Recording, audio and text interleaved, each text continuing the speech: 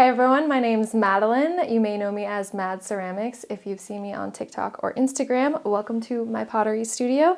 Today I'm going to teach you guys how to throw a mug in just 5 easy steps. So let's get started.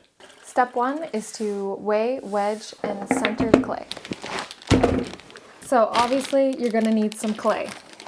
I use a porcelain mixed clay, but you can use any clay you fancy.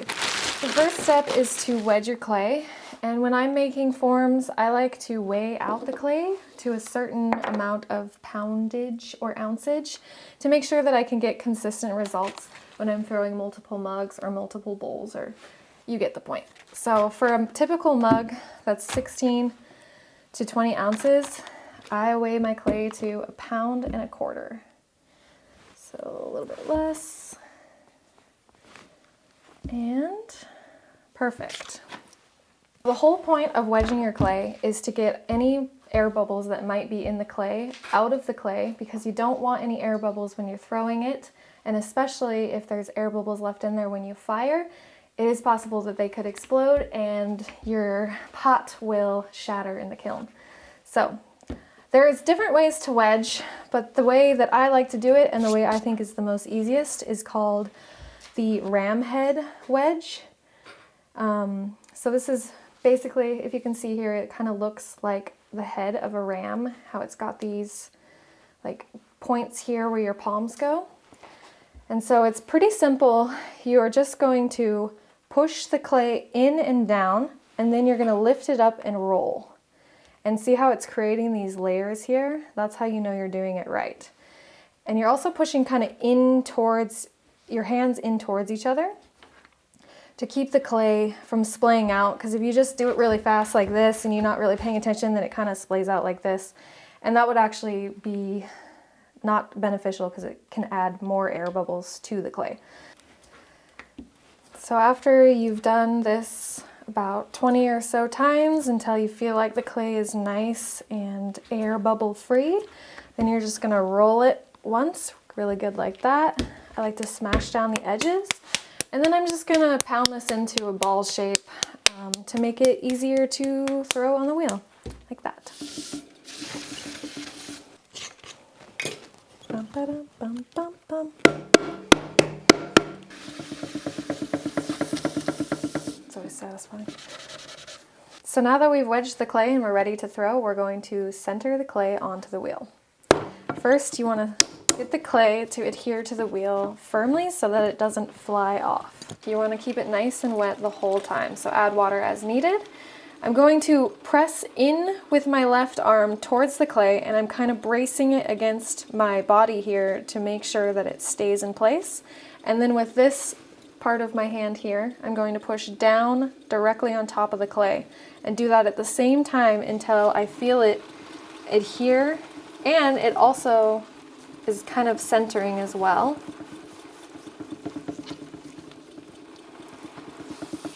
Now it's nice and adhered to the wheel, and we can finish centering. So to center, you're going to be pushing in with this arm once again, and with this arm, and you're going to be coning the clay up in this kind of motion.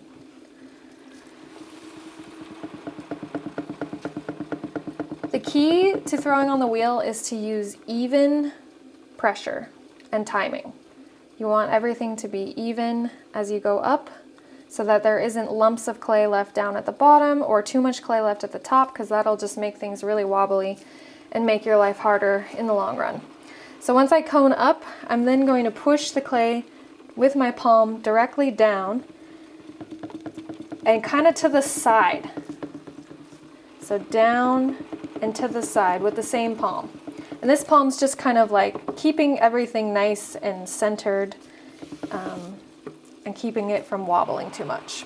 You can cone as many times as you need until you feel the clay center. And you'll feel the clay when it's centered because it won't be wobbling, and if you put your hand up to it like this, your hand's not going like this, and it's not trying to push you off the wheel. That's when you know that it's centered. Step 2 is to puck and open.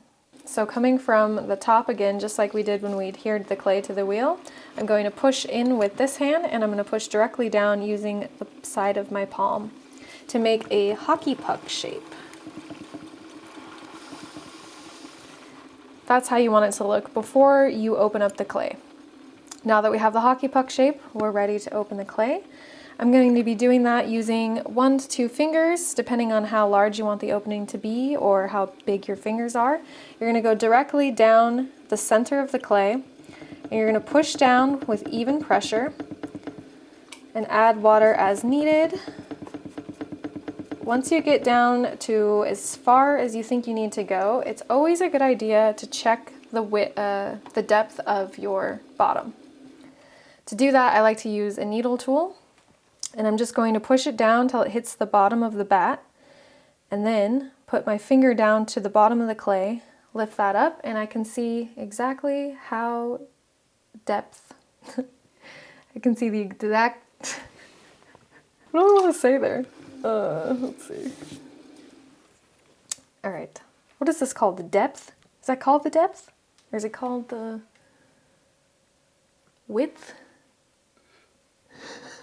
See, that's how much clay there is down at the bottom, which is good. That's like a good point right there. Maybe a little bit more would be fine, but you definitely don't want it to be any thinner or any thicker. After you check the depth, it's a good idea to just kind of smooth out the bottom of your clay to make sure that the hole that you just made gets covered up. Now that we've opened the clay, we can widen the bottom of the base. By doing that, you'll use your 2 fingers again, and you're going to push your fingers, you're going to put them in the bottom and pull directly back towards yourself until the base is as wide as you want it to be. So for a mug, we're not going to make it too wide. So we're just going to put our fingers in, make sure it's nice and wet, and pull. And you see how, here's a hot tip. I'm constantly bracing my fingers or bracing my arm against my side because you're fighting against the spin of the wheel, which is going to want to spin out of center. So you're constantly bracing your fingers or bracing your side to make sure that everything stays in alignment. So once I open that up and get it to the width that I want, I'm just going to take my sponge and smooth out the bottom. This just kind of helps condense the clay and ensure that there won't be any crackage in the drying stage. Step 3 is to pull up the walls. This is the hardest part, but also the most satisfying part. So definitely be patient with yourself and slow the wheel down if you need to. So to pull up the walls, this left hand is going to be inside of the pot, and it's going to be bracing and guiding only. You're not going to be pushing or doing any kind of shaping with this left hand. With your right hand is where you're going to be really putting in the pressure. You're going to be pushing pressure against this side, and with both hands you're going to be pulling up and guiding the clay with even, steady pressure. As even and steady as you can get it will really help you in the long run. Make sure everything's nice and wet as always. I like to use the sponge to pull up, but you can also just use your finger like this or like this. So I start by putting a little notch in the bottom there, and that just kind of pushes all of this clay that's on the outside in so that I have something to grab onto there so that I can easily pull that clay up.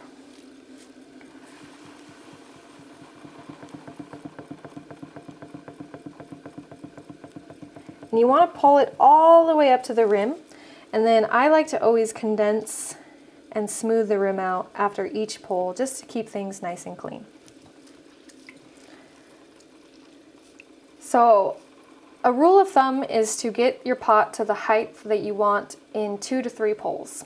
That might be harder on something that's taller, but on a mug, it's typically a 2 to 3 pull before you shape it. So I just did my first pull, and I'm going to do my second pull. Again, I'm making a notch down there so that I have something to grab onto and push up. You really want to slow the wheel down and take your time on this part. Smooth out the rim. And I think I'm going to do just one more pull before I move on to the next step. Here's another hot tip for you. If when you're pulling up the walls, the clay splays out at the top, which often can happen. To make your life easier, you can collar that in before you do your final throw. So to collar in, you're going to be putting your hands and pushing them into the clay as you're pulling up or sliding up. It's kind of the motion. And you see how the rim pushes in? And now we're ready to finish pulling.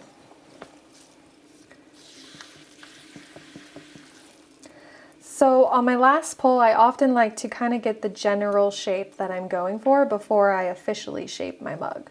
So on this last throw, I'm going to use this hand and I'm going to push out just a little bit and guide with this hand and do less pushing in with this hand and more pushing out with this hand.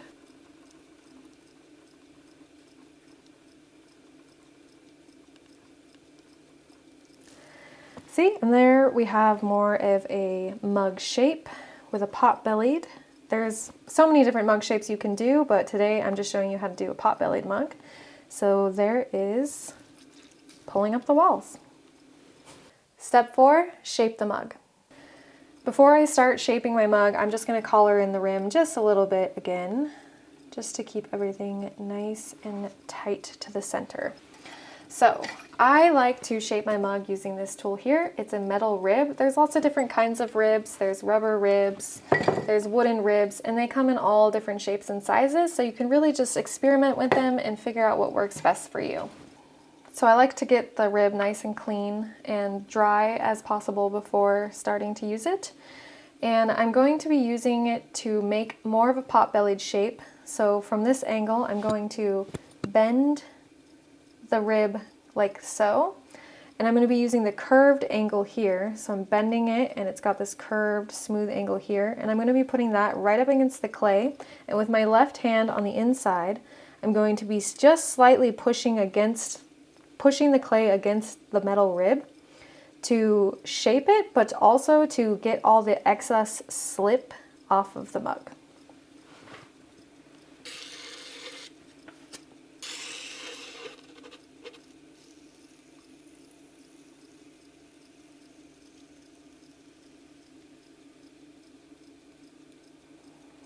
See all that slip that came off with that metal rib? That's why I like to use these metal ribs. Okay, so now we have the basic shape that I'm going for. I could use the rib as many more times as I need to really enhance that pot-bellied shape. I might do it just one more time here. But I don't want to do it too much because then the mug will become really thin and likely to flop, which we don't want. So first I'm going to do the rim of the mug. I could just leave it like this. This would work perfectly fine, but I like to do kind of a lipped mug on my shapes.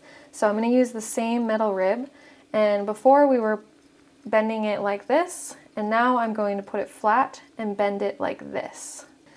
So bending the metal rib, I'm going to use my fingers on the inside to push against the clay and push it up against the rib. And this is going to create a nice lip on my mug here. And you want this wheel speed to be pretty slow while you're doing this. And see how I'm just kind of guiding the lip over the rib with my fingers, and it creates that nice lip. Step 5, clean up and wire off. Once we got our rim how we like it, we can smooth everything out, clean everything up before we wire it off. So you want to clean up any excess slip on the outside and make sure to sponge out the inside because there's lots of water that builds up the bottom of your mug while you're throwing.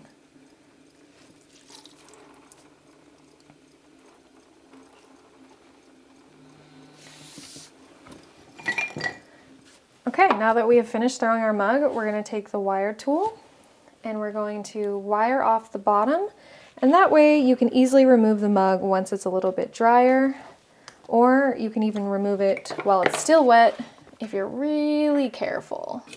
But I like to let it sit for a little while before I remove it so that it doesn't get all warped.